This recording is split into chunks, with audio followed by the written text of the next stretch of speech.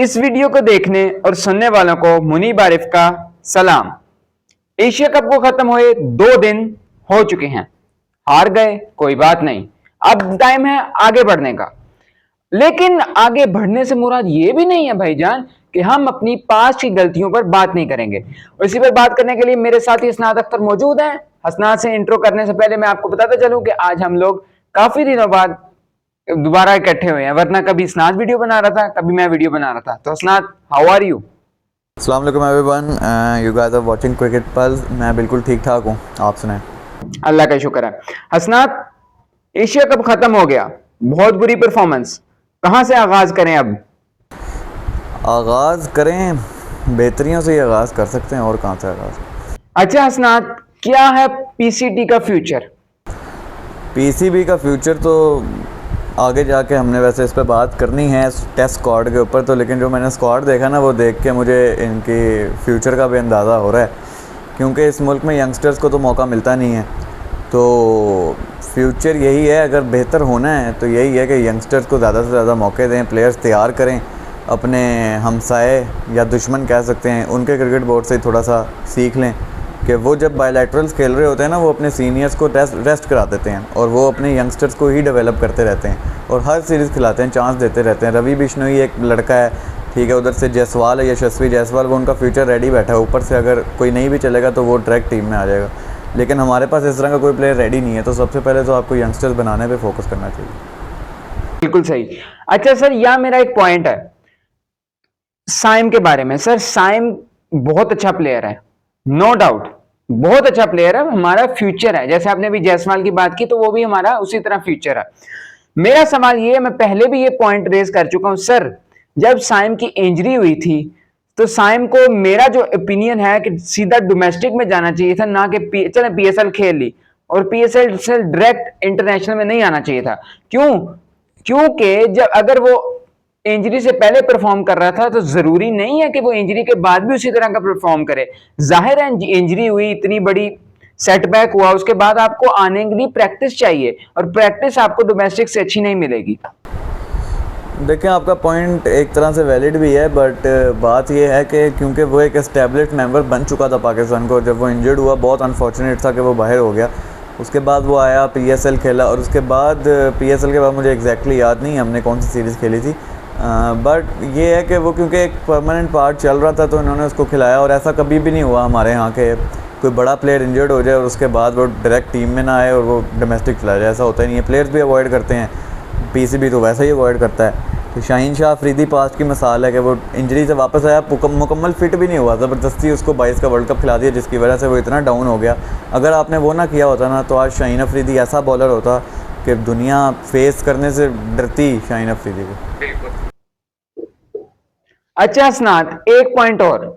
Point ये है कि हसनात, हमारी डोमेस्टिक की पिचेस, हमारी पीएसएल की पिचेस, हमारी जो बायलैटरल सीरीज आती हैं, उनकी जो पिचेस होती हैं वो फटा विकेटें होती हैं, जिसमें बैट्समैन तो रन्स बना रहे हैं, हम ब्रॉडकास्टर्स के लिए आसानी करते हैं कि उनकी व्यूअरशिप बढ़ती है, हम ऑडियंस को एंटरटेन कर लेते हैं, हम अपनी आवाम को खुश कर लेते हैं कि भाईजान हमारे बहुत अच्छी क्रिकेट हो रही है। बट सर, हकीकत तो ये है ना कि हम तो क्रिकेट तबाह कर देते हैं। पाकिस्तान में जो जितना पिचेस का बेड़ा गर्क हुआ है ना, उतना प्लेयर्स का भी नहीं हुआ रीसेंट पास्ट के अंदर, क्योंकि यहाँ पे इतने फ्लैट ट्रैक्स। लाहौर में जब मैच होता था तो मुझे मज़ा आता था, क्योंकि लाहौर में स्पिन बहुत अच्छी होती थी लाहौर की पिचेस के ऊपर। वेरएस कराची की जो पिच थी, कराची में बहुत ज़रा स्लो रहता था, जितना पीएसएल में भी देखा, थोड़ी स्लो पिचेस इस दफ़ा बनी, ठीक है। लेकिन रावलपिंडी एक ऐसी जगह थी जिसको हम अफोर्ड कर सकते हैं, जैसे भारत का चिन्नस्वामी है, उसी तरह पाकिस्तान में रावलपिंडी था जिसमें फ्लैट ट्रैक्स बनते थे। बट इन्होंने क्या किया, इन्होंने हर जगह ही फ्लैट बनाना शुरू कर दिया। लाहौर में भी 200 रन लग रहे हैं T20 में, कराची में भी 200 लग रहे हैं, पिंडी में भी लग रहे हैं। तो पिचेस पे तो काम करने की ज़रूरत है, क्योंकि बॉलर्स भी बेचारे इंसान हैं, बॉलर्स ने भी कुछ ना कुछ करना होता है। इन्होंने एक सोचा छोड़ा था काफ़ी पहले कि ड्रॉप इन पिचेस हम ला रहे हैं जी ऑस्ट्रेलिया से, वो लेके भी आए, वो लगाई भी, उससे भी कुछ नहीं हुआ। तो अब तो मुझे ऐसे लगने लग गया कि पाकिस्तान जगह ही एक इस तरह की है कि वहाँ पर पिच आप कभी सही बना ही नहीं सकते। ऐसा तो नहीं है सर, अगर मेहनत की जाए तो बन जाएगा। अगर हम स्पिनिंग अटैक, सॉरी सर, ऐसा तो नहीं है ना कि ना हो, मेहनत की जाए, कोशिश की जाए तो हो जाता है। जैसे हमने पास्ट में स्पिनिंग अटैक ट्रैक बनाया था, तो अभी भी हमें ऐसा कुछ हो सकता है।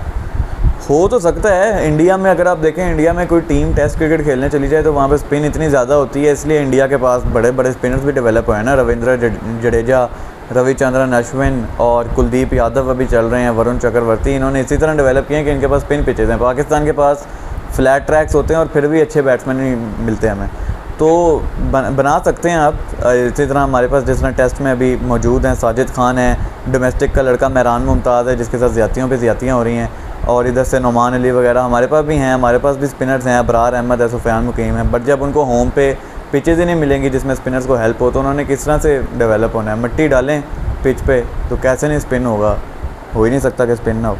तो यहीं पर मेरी गुजारिश है कि आगे जो हमारी सीरीज आ रही है, तो खुदा दा वास्ता है, हाथ जोड़ना, वहां पिचेस अच्छी बना लेना। हमें हार जीत मैटर नहीं करती, हमारा जो टारगेट है ना वो वर्ल्ड कप 2026 होना चाहिए। तो उसी हिसाब से पिचेस बनाएं, हम हार जाए भाड़ में जाएं, आगे भी हार रहे हैं लेकिन एक तैयारी होती रहेगी। क्या हसनाद मेरा पॉइंट वैलिड है कि नहीं है? आपका पॉइंट बिल्कुल वैलिड है, क्योंकि टेस्ट क्रिकेट जो है ना वो WTC का पार्ट है, तो वो हर सीरीज़ ही टेस्ट की इंपॉर्टेंट होती है आपकी, क्योंकि उसके अंदर आप एक भी सीरीज़ हार जाओ तो आपके चांसेस बिल्कुल नीचे चले जाते हैं। WTC जीतने का फॉर्मूला यही होता है कि आप तकरीबन सारी सीरीज़ ही डोमिनेट करें, कोई भी सीरीज़ वाइट वॉश ना हो आप। अच्छा सर ठीक है, आप टेस्ट सीरीज कर लें, आपके पास ODIs हैं, आपके पास T20Is हैं, उसमें कर लें, आप उसमें फोकस करें। बिल्कुल फोकस करने की तो ज़रूरत है, पिचेस को अच्छा करने की ज़रूरत है। साउथ अफ्रीका का बाय द वे पूरा टूर है, इस तरह का टूर देखे मुझे अरसा हो गया कि जिसमें ODIs भी हों, T20s भी हों, टेस्ट भी हों, तो ये काफ़ी मज़े की सीरीज़ होगी आगे। और मुझे उम्मीद है कि पाकिस्तान पिचेस अच्छी बनाए और ऐसा ना हो, क्योंकि उनके जो प्लेयर्स हैं ना वो बड़े मंजे हुए प्लेयर्स हैं। अगर आप उनको फटा देंगे तो डेवाल्ड ब्रेविस जो उनका नया टैलेंट आया वो आपको इतना मारेगा कि आप ढूंढते रह जाएंगे कि यार हम कैसे इसको आउट करें। अच्छा हसनात, आगा पर बात कर लें। पहली बात, आगा T20 का प्लेयर ही नहीं है, ठीक है। आपने उसे ODI की टेस्ट की परफॉर्मेंसेस पर T20 में घुसा दिया और स्कीपर बना दिया, चने बना दिया। अब मैं यहां ये बात करना चाहूंगा, अगर आपने उसको कप्तान बना दिया है तो अब आप उसे बैक करें, ठीक है, आप उसे बैक करें। और एक और पॉइंट, अगर आपने उसे बैक नहीं करना, आपका पॉइंट ये है कि आप 1-2 सीरीज उसे देंगे, वहां भी वो बैट करेगा, तो आप वर्ल्ड कप में से चेंज कर देंगे, तो आप ये ना करें। आप फिर क्या करेंगे, आज के आज ही नया कप्तान अनाउंस करें, फटाफट नया कप्तान अनाउंस करें, उसको कहें कि भाईजान T20 वर्ल्ड कप की तैयारी आपके अंडर होगी। बिल्कुल ऐसे ही यही करना चाहिए। या तो आप आगा को लेके चलें T20 वर्ल्ड कप तक, या फिर अभी ये साउथ अफ्रीका सीरीज़ शुरू होने से पहले, इनके T20 शुरू होने से पहले आप अभी इसी वक्त अपना कप्तान चेंज कर दो अगर आपने करना है तो।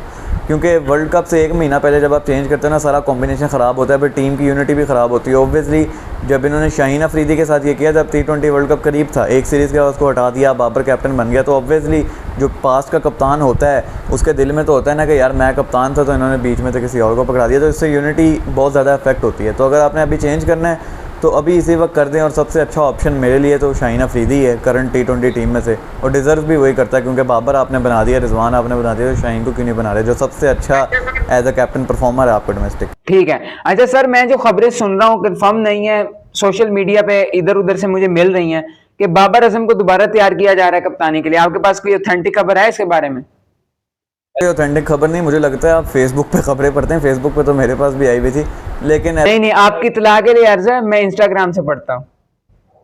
चले अच्छी बात है, लेकिन फिलहाल तो ऐसी कोई खबर नहीं है। और बाबर की मत मारी गई है वो दोबारा कप्तानी पकड़े, कितनी दफा बनाना है आप? सर उसको बनना भी नहीं चाहिए। मेरा जो ख्याल है ना कि वो बहुत बड़ा प्लेयर है हमारा, उसको एज अ प्लेयर ही कैरी ऑन करना चाहिए।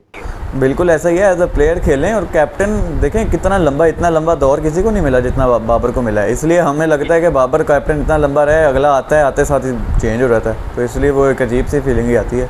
बट ऐसी कोई खबर नहीं है और बाबर बनने भी नहीं जा रहा अभी कप्तान जी। अच्छा सर, ऐसा है कि Pakistan versus south Africa series start होने जा रही है। साउथ अफ्रीका पाकिस्तान के टूर पर है और इसमें खेले जाएंगे 2 टेस्ट, 3 ODIs, 3 T20Is। इसमें अच्छी खबर यह है कि फैसलाबाद के ग्राउंड पर भी मैचेस होंगे, और उससे अच्छी खबर यह है कि भाईजान हम बहुत बड़े बड़े नाम जिनको हमने काफी टाइम हो गया अपनी स्क्रीन पर देखे, आज तो हमने वेस्ट इंडीज सीरीज में देखा बाबर रिजवान को, बट अब हम इस सीरीज में कंप्लीटली उनको देखने जा रहे हैं। जी बिल्कुल, एक अच्छी सीरीज़ होने जा रही है, एक अच्छा टूर होने जा रहा है, और इस तरह के टूर मुझे बहुत पसंद है जिसमें तीनों फॉर्मेट के मैचेस हो। मज़ा तब आता है जब T20s 5 होते हैं, वनडे 3 होते हैं और 3 ही टेस्ट होते हैं। बट चलें, ये लंबी सीरीज़ खेलने से तो वैसे ही कतराते हैं, तो बाबर रिजवान बिल्कुल देखना होगा, बाबर आजम और मोहम्मद रिजवान कितने चेंज के साथ आते हैं। रिजवान सीपीएल में तो रन्स बना रहे थे, रन्स तो वो यहाँ पे भी बना रहे थे, बट मसला वहीं आता है जो इंटेंट है वो उनका बिल्कुल भी नहीं था।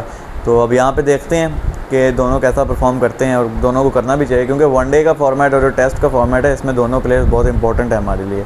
तो लेट्स सी, स्टार्ट टेस्ट से होना है, उसके बाद वनडे तक जाना है, तो देखते हैं क्या होता है। अच्छा सर, आज के आज ही पाकिस्तान 30 सितंबर की डेट में पाकिस्तान का 18 रुकनी स्क्वाड अनाउंस हो चुका है। मैं एक दफा आपको पढ़कर दिखाता हूं, फिर इस पे थोड़ा सा छोटा सा पोस्टमार्टम कर लेते हैं।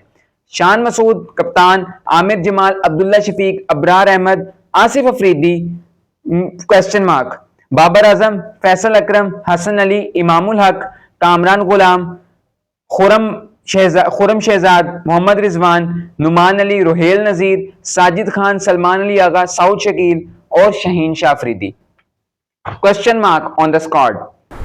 देखें स्क्वाड तो मैंने आपकी वो इंस्टाग्राम पे जो हमारा पेज है, बाय द वे हमने इंस्टाग्राम पे भी पेज बनाया, उसको भी लाजमी जाके फॉलो करें। उसके ऊपर जब मैंने रील देखी जो आपने बनाई, मैं हैंडल बता दूं सर, लिंक डिस्क्रिप्शन में, हैंडल है the cricket pulse 786, must follow, तो जाके लाजमी फॉलो करें।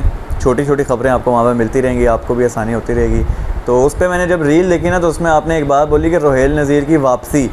रोहेल नज़ीर आया कब था वापस? मैं इसको 2019 से देखता आ रहा हूँ, 2020 से ये बंदा स्क्वाड में होता है और इसको कोई मैच नहीं मिलता। सरफराज अहमद जब पाकिस्तान के मेन विकेट कीपर थे ना, ये तब से है।